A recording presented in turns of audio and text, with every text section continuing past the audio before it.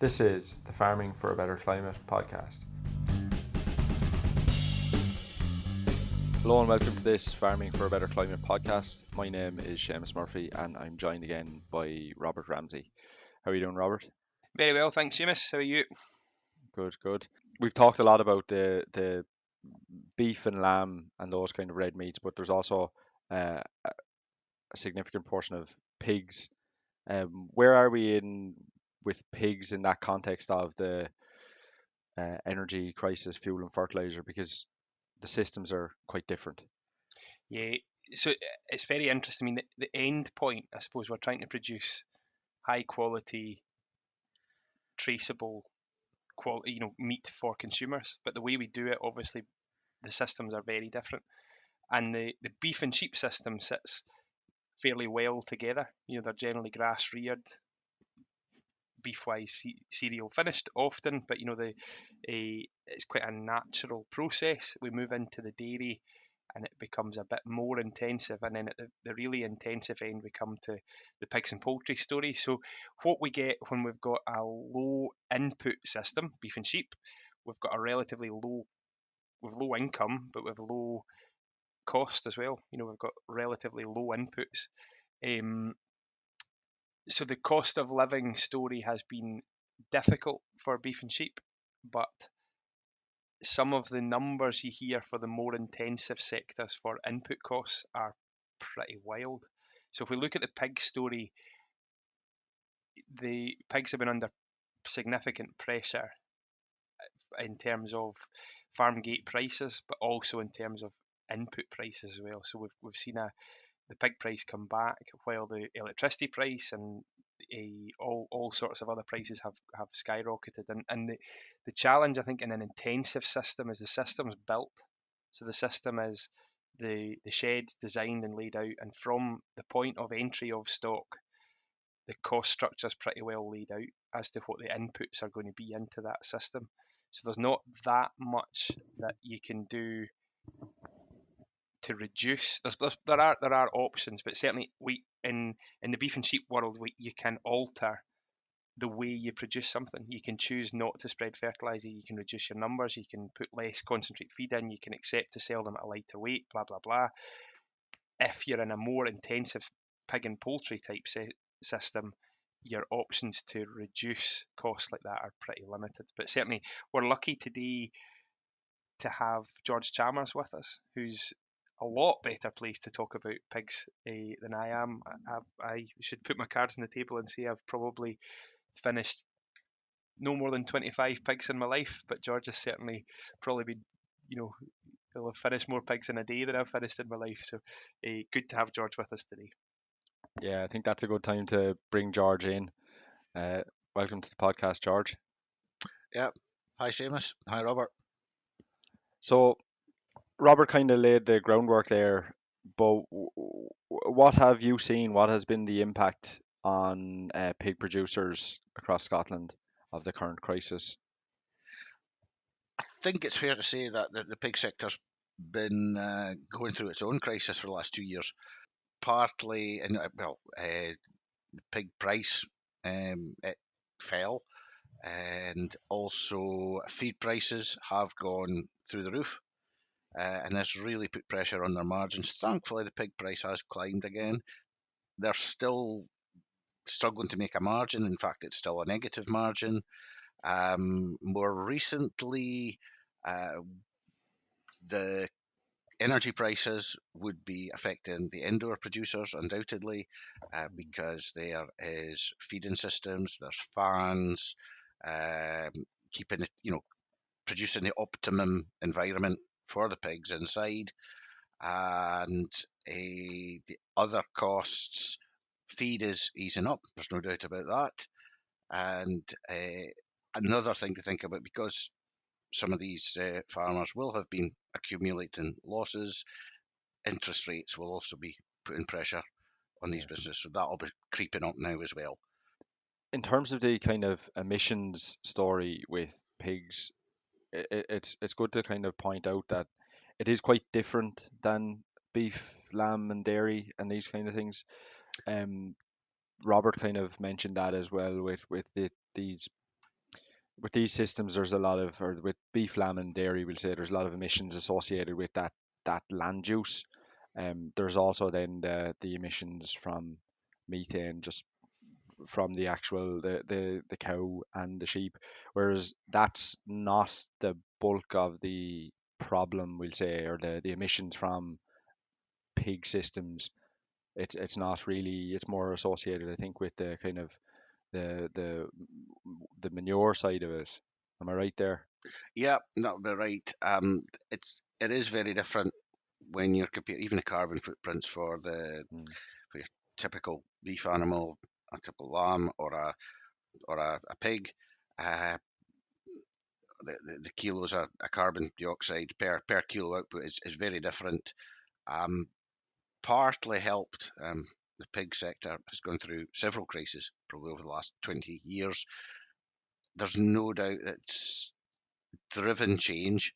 Um, there's producers left the sector. Those that are left have invested very heavily in their units. They've developed their feeding systems. Crucially, the breeding companies have also driven forward the genetics. About 20 years ago, a good unit would have been producing 21, 22, 23 pigs per sow. Nowadays, 30 pigs per sow is commonplace. The pigs that they're selling would have been maybe 75 kilos, not 20 years ago. Nowadays, the pig carcass is maybe 85, maybe pushing 90 kilos. Um, they're very aware of feed conversion ratios. That obviously drops as a pig gets older and bigger, but they're also very aware. They work closely with their nutritionists in changing their diets, reducing the proteins so that this diet gets cheaper, um, less emission heavy as the pig gets older, and it just they understand their system. It's a very efficient system all the way through. It's an interesting one. We've looked at, we hear media-wise, we hear the pressure that the pig guys are under, and we hear, and it seems like, as you say, George, for at least the last 2 years, we've heard about an industry that's really been struggling.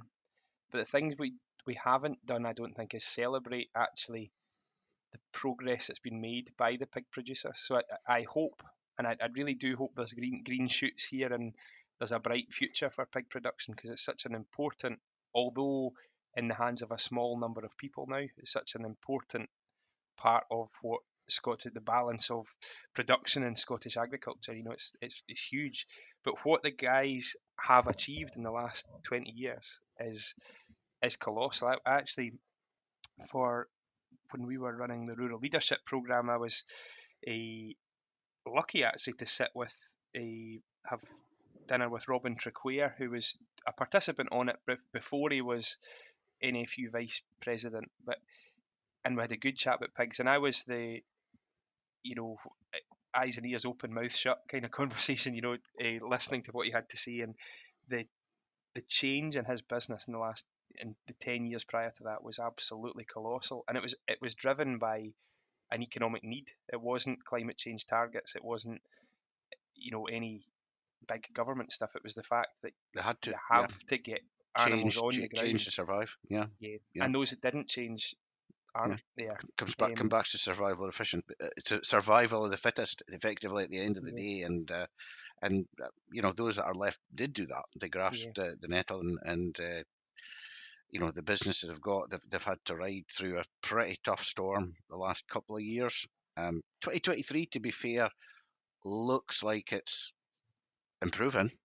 It's not there yet, but the supplies are tightening both here in the UK and on the continent, and hopefully demand and supply will kick in, and that means that the price will come up and cereal prices stay at relatively lower levels than they've been, and there's a chance to not just make a margin but recoup some of these losses and reinvest, because that's the other thing that most producers have done over the years. It's been a steady investment in the business. I mean, I've had conversations with pig producers in the past. There's been perhaps a block of land come up for sale beside them, and they've had to make a decision. Do they buy this block of land, which would be handy, more land to put muck and slurry on, it's more land to grow grain on.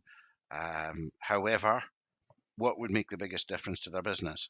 Buying that block of land and the neighbours think, oh, such and such is getting on, he's bought an extra wee bit of land, or could he use that money and build a new pig shed? And for the next 20 years, benefit from that pig shed, the extra efficiencies that'll bring, the extra profit it'll bring, allow him maybe to expand a bit more. They look at their businesses differently, and I think that's a key difference. So that money, his idea was that new pig shed would make a far bigger improvement to his business, the efficiency of the business, than buying that extra land. Yeah. I think going back to the supply and demand story, 2023 looks as if it could be quite exciting actually for meat producers, in that you look at where beef has come out the traps very strongly since Christmas, and the projections are that deadweight price will be really pretty strong through the summer due to lack of numbers, and that's due to pressure in the industry. We've lost producers and lost production, but there's a lack of supply and the demand is strong.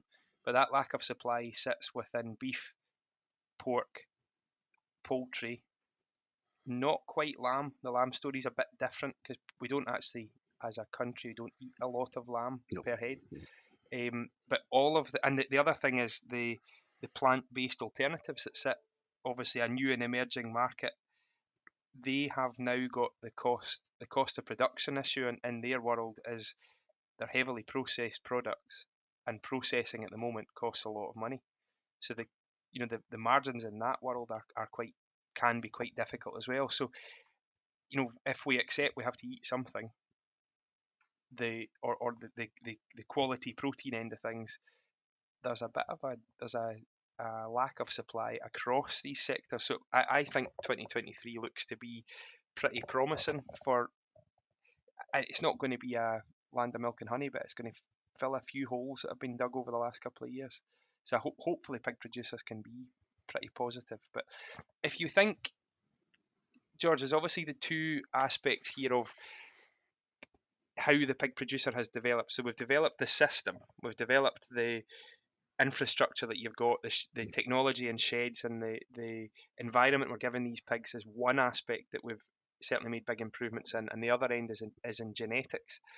Which of the two of them, which one would you feel is the strongest driver, or has had the biggest impact on pig production? Is it genetics or is it technology?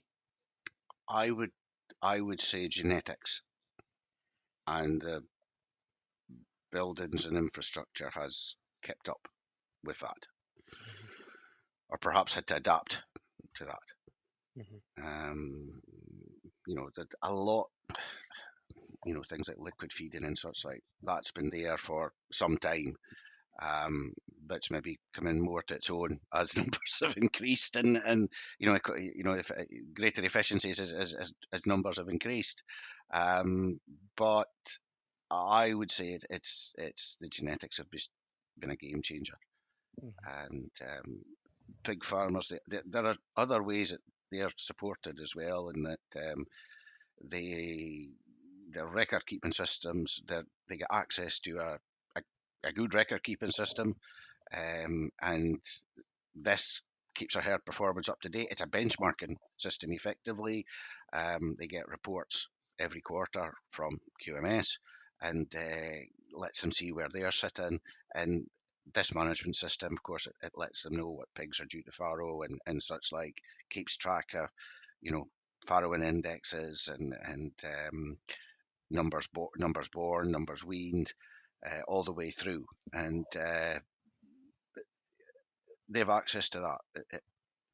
Data is a big thing with pig farmers, and they use it, and it's using it. That's a crucial thing. It's easy to collect data, but you've got to be able to use it.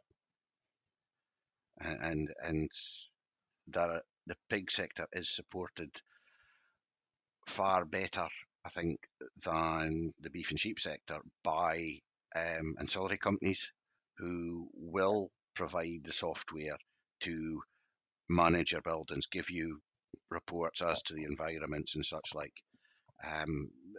So there's an industry around about the pig sector there.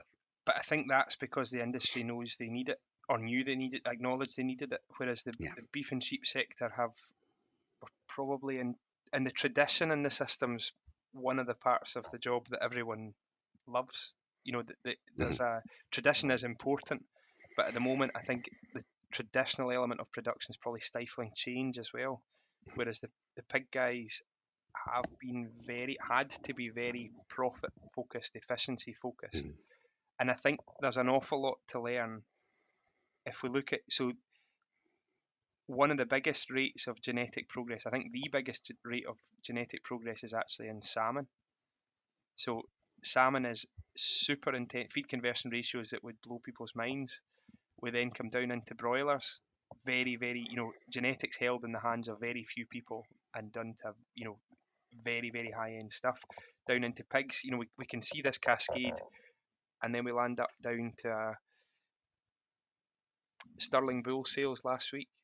A tremendous advert for everything that Scottish agriculture is about, and also a challenge that we're basing most of the genetic progress on, for the beef sector, is based on phenotype, is based on how it looks, based on how it is on the hoof. And has it got a nice head?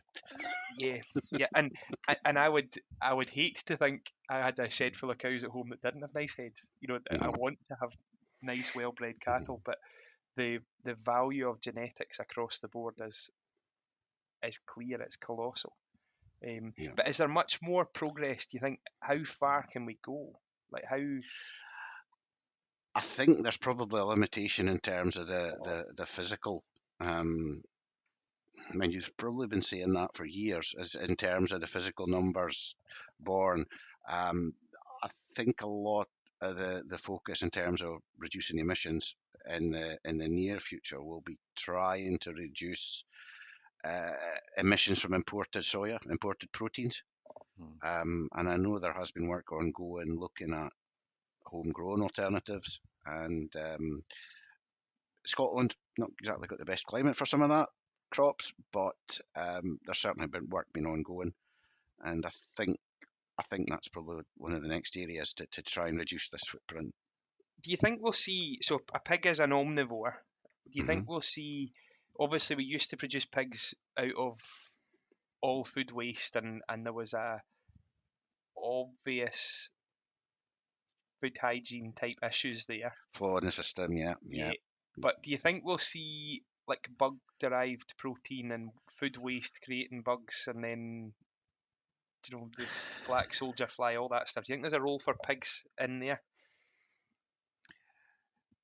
It's funny when occasionally there'll be something when you're looking through a pig journal online or something, there will be something flag up about looking at proteins and such like, and it's clearly being looked at.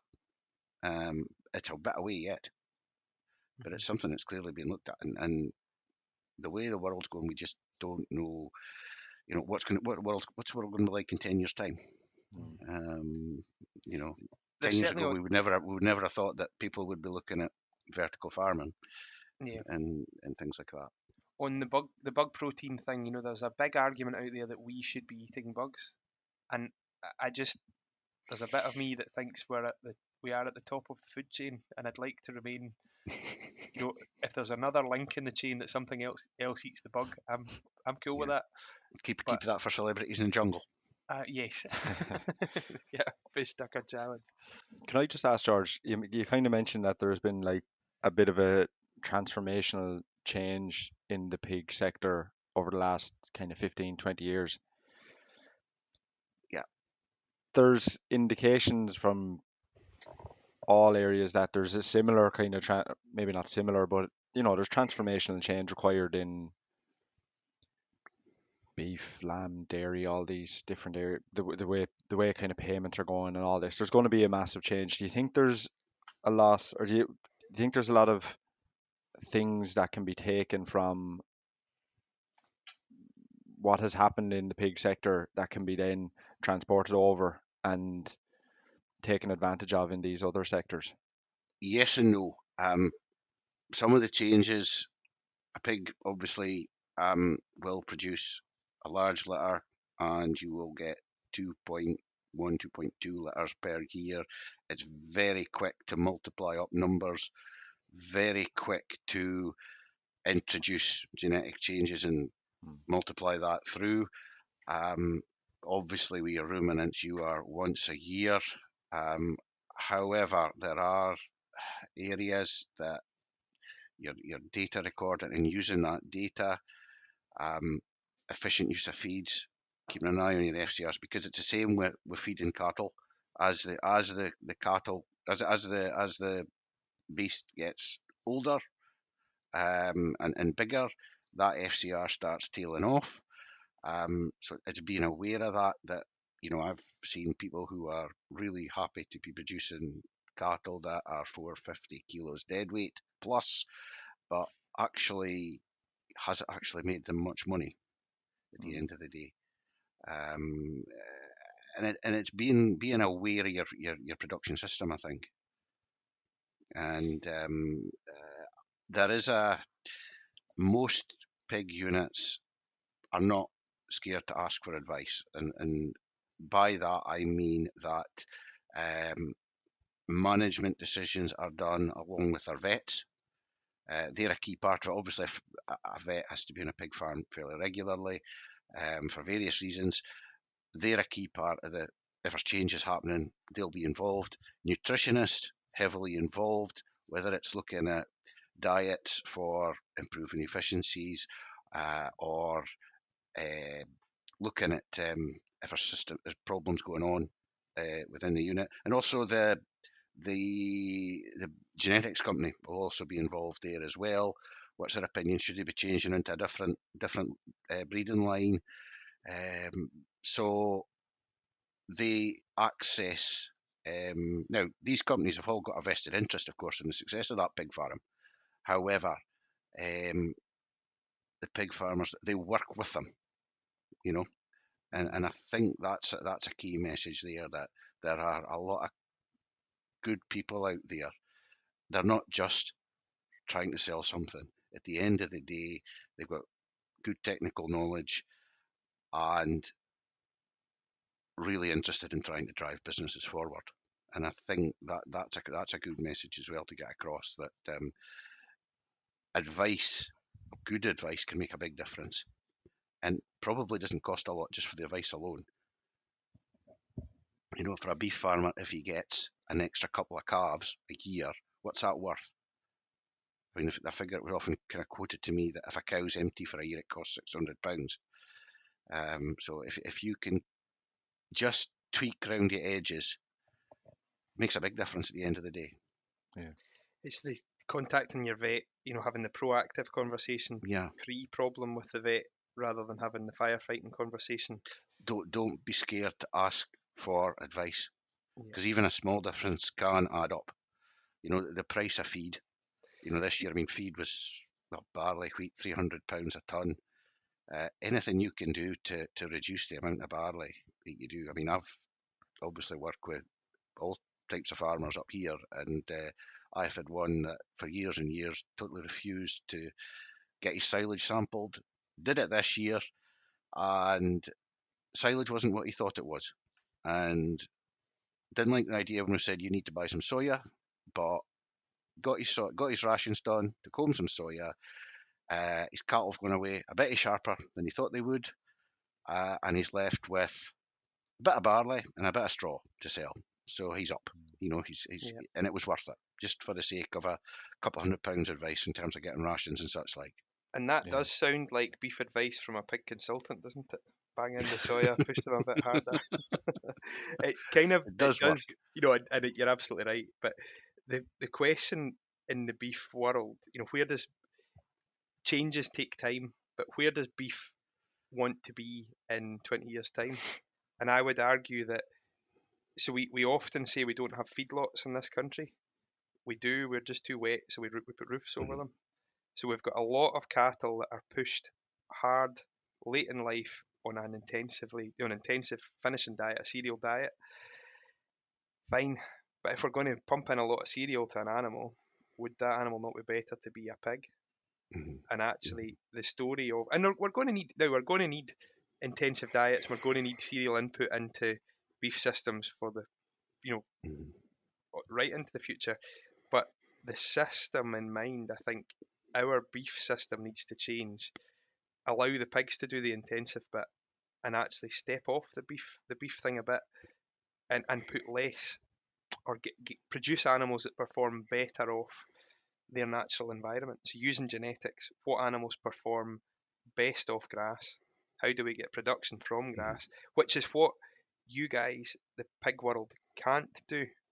So the pig world doesn't make use of Scotland's biodiversity, Scotland's vast land area for grazing. It makes use of inputs, and it has to be ruthlessly efficient. So I think we need to be ruthlessly efficient, but just not necessarily following the same path. You mentioned the data, George. I'm assuming that there's a key kind of weight that is achieved by a pig once, and then it goes away for finishing. Yes, that would be around about 110 kilos live, which at 75, 76 kilos kilonewton percentage would be about 85 kilos. Okay. The reason I ask is that just when we are talking about this, the lamb and beef and these other things, it always strikes me as an easy, if we can in a beef finishing system, we'll say, if we can manage to easily start to weigh livestock regularly, we can reduce the excess feed required to go into them, which will just make the whole thing more efficient. And it just comes back to that data collection. You can collect that data and then use it to make a good business decision. I think as well, one thing you've got to be careful with ruminants is that you have got different breeds, and the advice or the weight that you would probably look to take a Charlie cross through to could be very different from an Angus cross or a Shorthorn cross. So I think as well, it's tailoring it to your individual system and working out for you where you need to be selling your cattle at. If they're not ever going to be big cattle, there's absolutely no point in trying to take them through to 700 kilos live weight if they're never going to be big. You've got to be aware of what they can do, really.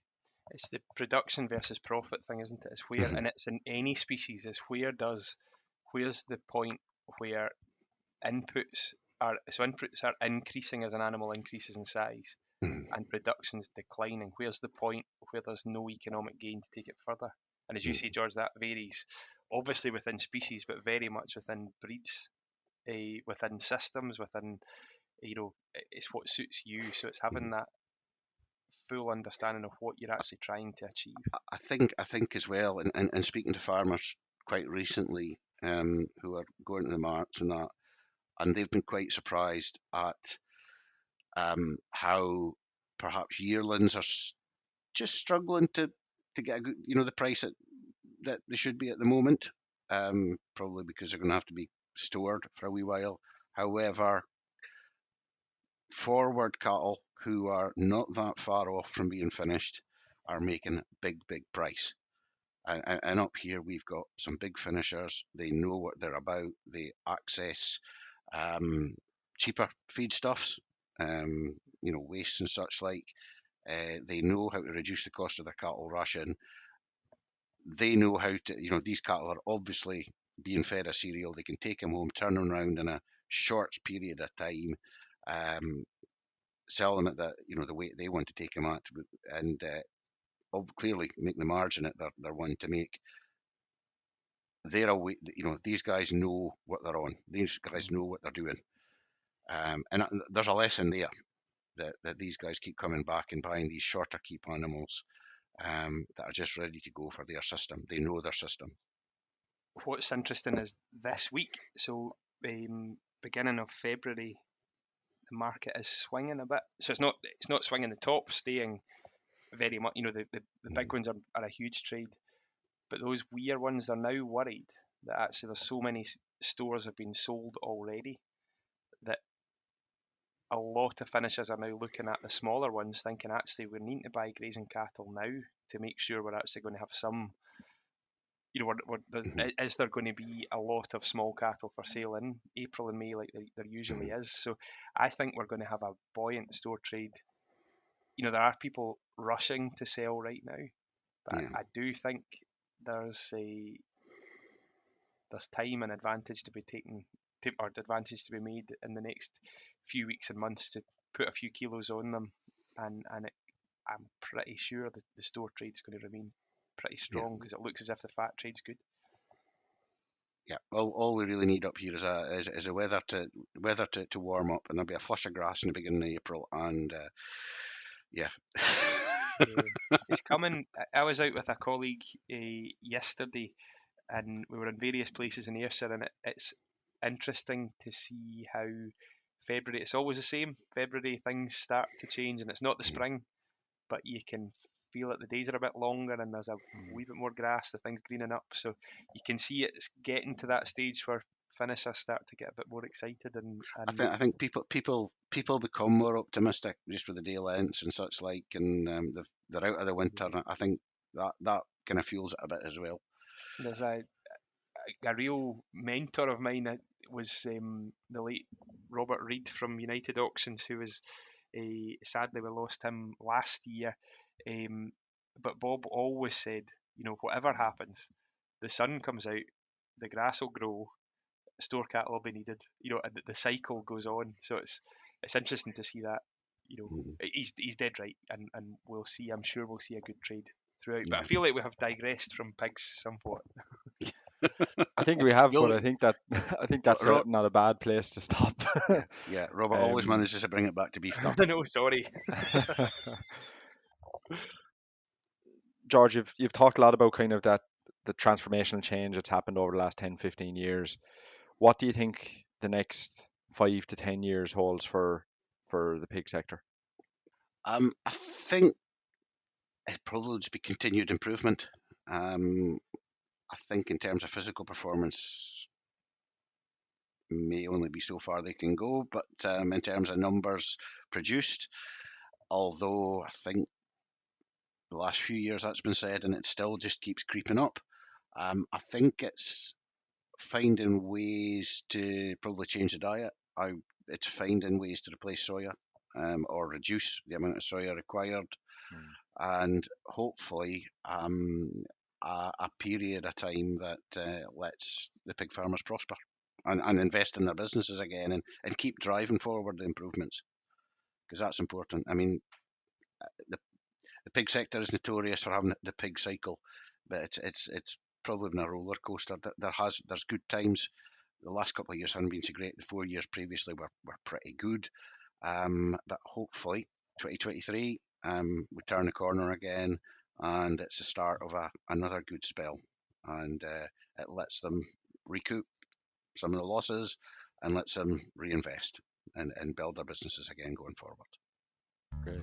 I think that's a good place to finish up. Thanks, George and Robert, for joining us today. If you want any more information on the topics that we touched on today, please visit the Farming for a Better Climate website. Thanks for listening. Bye.